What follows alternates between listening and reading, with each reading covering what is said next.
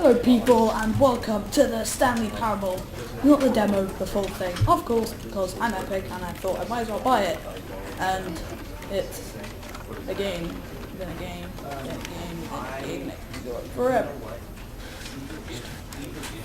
Yeah, it actually correlates. Okay, so let's begin. The end is never the end is low. Oh, never mind. This is the story of a man named Stanley. Stanley worked for a company in a big building where he was employee number 427. Employee number 427's job was simple. He sat at his desk in room 427 and he pushed buttons on a keyboard. Orders came to him through a monitor on his desk, telling him what buttons to push, how long to push them, and in what order. This is what employee 427 did every day of every month of every year. And although others might have considered it soul-rending, Stanley relished every moment that the orders came in, as though he had been made exactly for this job. And Stanley was happy. Okay. And then one day, something very peculiar happened. Something that would forever change Stanley. Something he would never quite forget. He had been at his desk for nearly an hour when he realized that not one single order had arrived on the monitor for him to follow. No one had showed up to give him instructions, call a meeting, or even say hi. Never in all his years at the company had this happened, this complete isolation. Something was very clearly wrong. Shocked, frozen solid, Stanley found himself unable to move for the longest time. But as he came to his wits and regained his senses, he got up from his desk and stepped out of his office. This guy seems a bit like a Down syndrome. Means you're a bit stupid. Yeah, well, I guess I'm Stanley now, so... Okay, let's take a look around. All of his co-workers were gone. What could it mean? Stanley No, decided to go to the meeting room. Perhaps he had simply missed a memo. Oh, what did it say? No matter how hard Stanley looked, he couldn't find a trace of his co-workers. Okay. Oh, okay, there's an open door there, so... It's beautiful. Why is it so bright outside? Wait, is this the same room or no? No, it's not. Is that a mirror? Everything looks like eerily the same.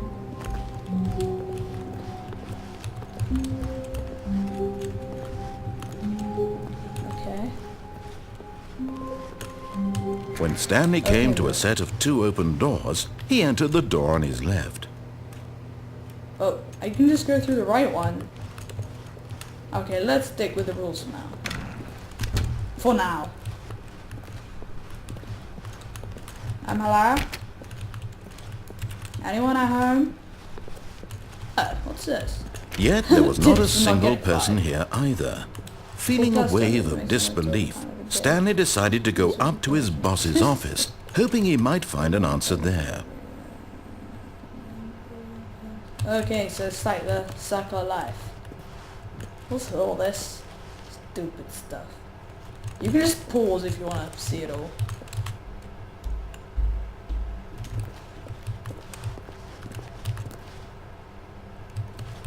What? Get Chris out of the broom closet.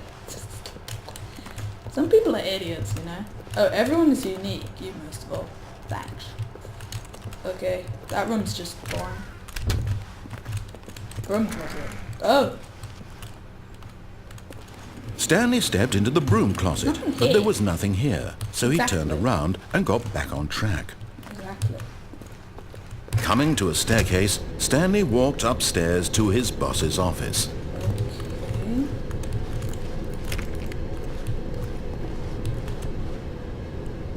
Okay. Nah, you know what? Screw this. I'm gonna see what's downstairs. I'm too curious for my good. Seriously, I am. Okay, this is promising.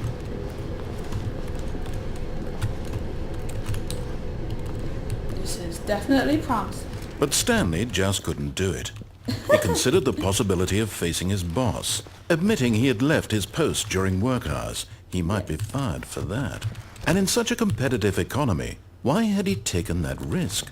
All because he believed everyone had vanished. His boss would think he was crazy. And then something occurred to Stanley. Maybe, he thought to himself, maybe I am crazy. All of my co-workers blinking mysteriously out of existence in a single moment for no reason at all. None of it made any logical sense. And as Stanley pondered this, he began to make other strange observations. For example, why couldn't he see his feet when he looked down? Why did doors close automatically behind him wherever he went? And for that matter, these rooms were starting to look pretty familiar. Were they simply repeating? No, Stanley said to himself, this is all too strange. This can't be real.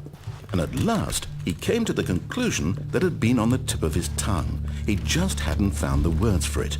I'm dreaming, he yelled. This is all a dream. Oh, what a relief Stanley felt to have finally found an answer, an explanation. His co-workers weren't actually gone. He wasn't going to lose his job. He wasn't crazy after all. And he thought to himself, I suppose I'll wake up soon. I'll have to go back to my boring real-life job pushing buttons. I may as well enjoy this while I'm still lucid. Something different before, so he imagined himself flying and began to gently float above the ground. Then he imagined himself soaring through space on a magical starfield, and it too appeared. It was so much fun, and Stanley marveled that he had still not woken up. How was he remaining so lucid? And then perhaps the strangest question of them all entered Stanley's head. One he was amazed he hadn't asked himself sooner. Why is there a voice in my head dictating everything that I'm doing and thinking? Oh yeah. Now the voice was describing itself being considered by Stanley, who found it particularly strange. I'm dreaming about a voice describing me, thinking about how it's describing my thoughts, he thought. And while he thought it all very odd and wondered if this voice spoke to all people in their dreams, the truth was that, of course, this was not a dream. How could it be? Was Stanley simply deceiving himself, believing that if he's asleep, he doesn't have to take responsibility for himself? Stanley is as awake right now as he's ever been in his life. Around here that, Now, hearing the voice speak these words was quite a shock to Stanley. After all, he knew for certain, beyond a doubt, that this was in fact a dream. Did the voice not see him float and make the magical stars just a moment ago? How else would the voice explain all that? This voice was a part of himself too. Surely, if he could just... He would prove it. He would prove that he was in control, that this was a dream. Okay, so he closed his eyes gently, please, and he invited himself to wake up. He felt the cool weight of the blanket on his skin, the press of the mattress on his back, the fresh air of a world outside this one. Let me wake up, he thought to himself.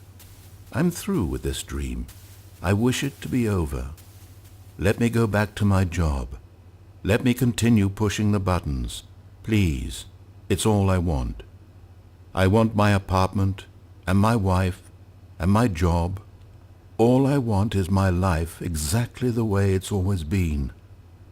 My life is normal. I am normal. Sounds a lot like me. Everything will be fine. I am okay.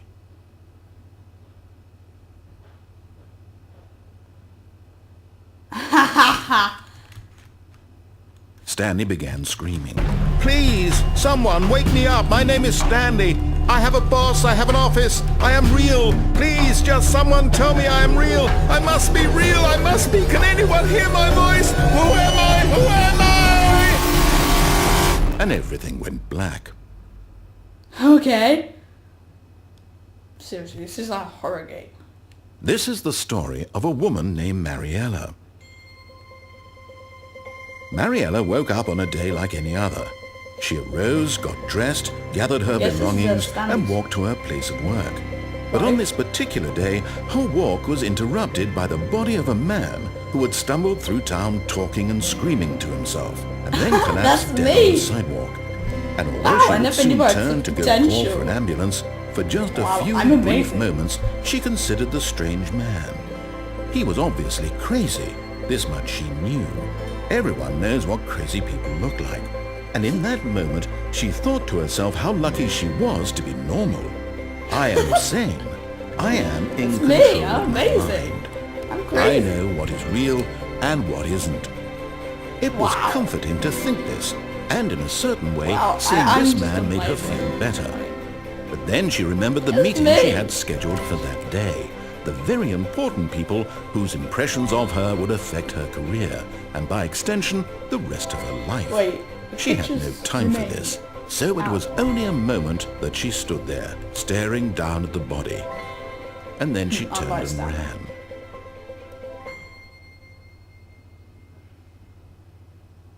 Is this the game? Oh, so it just starts again and again. Okay. All of his co-workers were gone. What could it mean? Okay. I'm just Stanley gonna go decided to through go here. to the meeting room. Perhaps he had simply missed a memo. You know what? I'm gonna see what happens if you actually go to boss's office. Because, you know, it's just what you do. When Stanley came to a So, set I of went- 2 open doors, he entered the door on his left. Yeah, that's what I just did. Oh. I just did. Yet there was not a single person here either.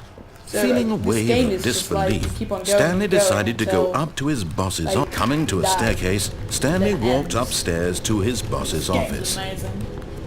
Game is just full of choices. It's a choice. Stepping into his manager's office, Stanley was once again stunned to discover not an indication of any human life. Shocked, unraveled, Stanley wondered in disbelief who orchestrated this. What dark secret was being held from him? What he could not have known was that the keypad behind the boss's desk guarded the terrible truth that his boss had been keeping from him. And so the boss had assigned it an extra secret PIN number. 2845. But of course, Stanley couldn't possibly have known this. You just told Yet me. incredibly, by simply pushing random buttons on the keypad, Stanley happened to input the correct code by sheer luck. Amazing. What? He stepped into the newly opened passageway. What newly? Oh, what newly? Oh, okay. I'm not thinking at all.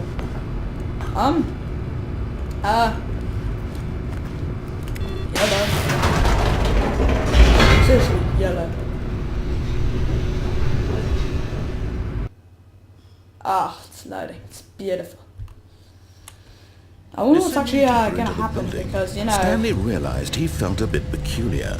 It was a stirring of emotion in his chest, as though he felt more free to think for himself, He's gonna have a heart to question attack, the right? nature of his job. It's like what- Why did he feel this now, when for years it had never occurred to him? This question would not go unanswered for long. Okay. I'm Stanley just walked guessing- straight oh. ahead through the large door Mind that read control Mind facility. Control Facility. You know what? I'm too curious for my own good. Seriously, I am. Okay, the door's closed. Too curious. Oh, should I push it? Should I push it? This is just like, should I kill myself? Okay, I'm gonna kill myself. The lights rose on an enormous room packed with television screens. What Okay. horrible secret did this place hold? Stanley thought to himself. Did he have the strength to find out? Of course I do.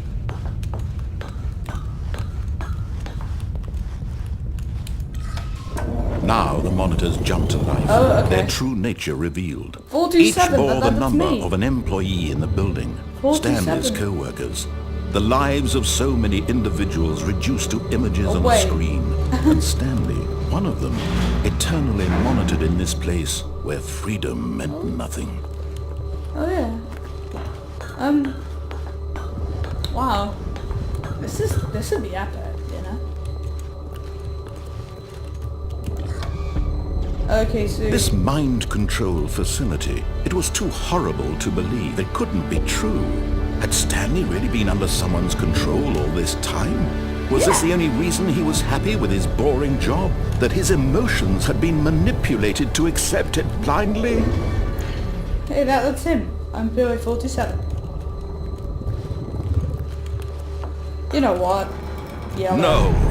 He refused to believe it. He couldn't accept it. His own life in someone else's control? Never.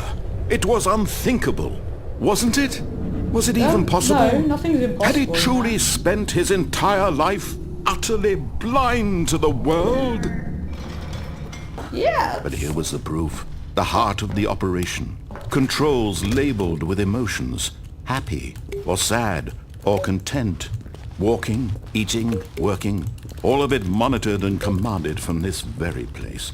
And as the cold reality of his past began to sink in, Stanley decided that this machinery would never again exert its terrible power over another human life.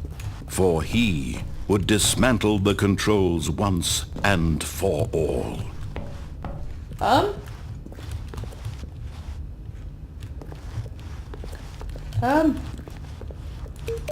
like buttons, but, you know, I'm just gonna go out, because seriously, mind control's idle. That's just like a massive monitor. What does it say there? And when at last he found the source of the room's power, he knew it was his duty, his obligation, to put an end to this horrible place and to everything it stood for. Dude, I like to be in charge, so... Oh, hell no. Oh, Stanley, you didn't just activate the controls, did you? Well, After they kept you enslaved all these years, you go and you try to take control of the machine for yourself. Is that what you wanted? Control? Oh, Stanley, I applaud your effort, I really do. But you need to understand, there's only so much that machine can do. You were supposed to let it go, turn the controls off, and leave.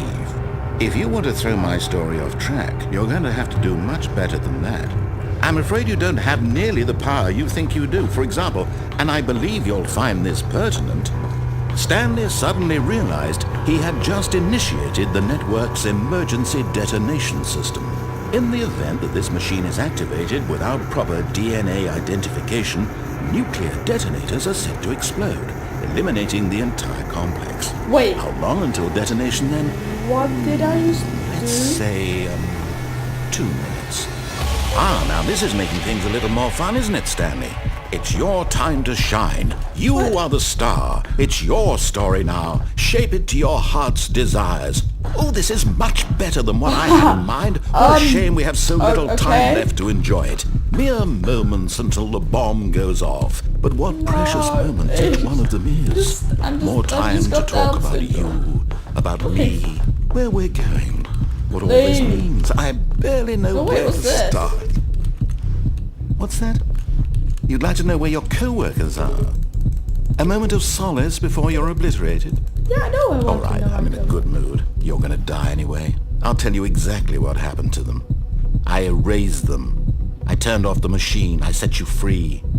Of course, that was merely in this instance of the story. Sometimes when I tell it, I simply let you sit there in your office forever, pushing buttons endlessly and then dying alone. Yeah. Other times, I let the office sink into the ground, swallowing everyone inside, or I let it burn to a crisp. I have to say this, though, this version of events has been rather amusing. Watching you try to make sense of everything and take back the control wrested away from you, it's quite rich. I almost hate to see it go. But I'm sure whatever I come up with on the next go-around will be even better. My goodness, only 34 seconds left. Yeah, but I'm enjoying this so much. You know what? To hell with it. I'm going to put some extra time on the clock, why not? These are precious additional seconds, Stanley. Time doesn't grow on trees. Oh dear me, what's the matter, Stanley? Is it that you have no idea where you're going or what you're supposed to be doing right that's been now? glitching out. Or did you just assume when you saw that timer that something in this room was capable of turning it off? I mean, look at you. running from button to button, screen to screen, clicking on every little thing in this room. Yeah, I like These buttons. numbered buttons. No, Deal with it. these colored ones. Or maybe this big red button. Or this door. Everything, Oh, anything, red button. something here will Red save button. me. Why would you think that, Stanley? That this video game can be beaten? Won? Solved? Do you Yeah, of have course I any can. idea what your purpose in this place is? Voice in the video game. Stanley, Idiot. you're in for quite a disappointment. But here's a spoiler for you. That timer isn't a catalyst to keep the action moving along. It's just seconds ticking away to your death. You're only Shut still up. playing You're instead of nothing. watching a cutscene because I want to watch you for every moment that you're powerless. To see you made humble. That guy sounds so evil. This is not now. a challenge. He doesn't It's sound a like he wants to help me. tragedy. He sounds more You like he wants wanted to to kill me. control this world, that's fine. But I'm going to destroy it first, so you can't. Goodbye, and please, 47. Take a look at the clock, Stanley. That's 30 seconds you have left to struggle. 30 seconds until a big boom No and then coincidence, they nothing. chose No that. ending here. Just you If being I'm the blown fast to one, I figured that out. Will you cling I'm a desperately to your genius! frail life? Or will you let it go peacefully? Another choice. Make it count. Or don't. It's all the same to me. All a part of the joke. And believe me, I will be laughing every second of your inevitable life from the moment we fade in until the moment I Okay, say, one more happily second to my ever after. death. I'm dead.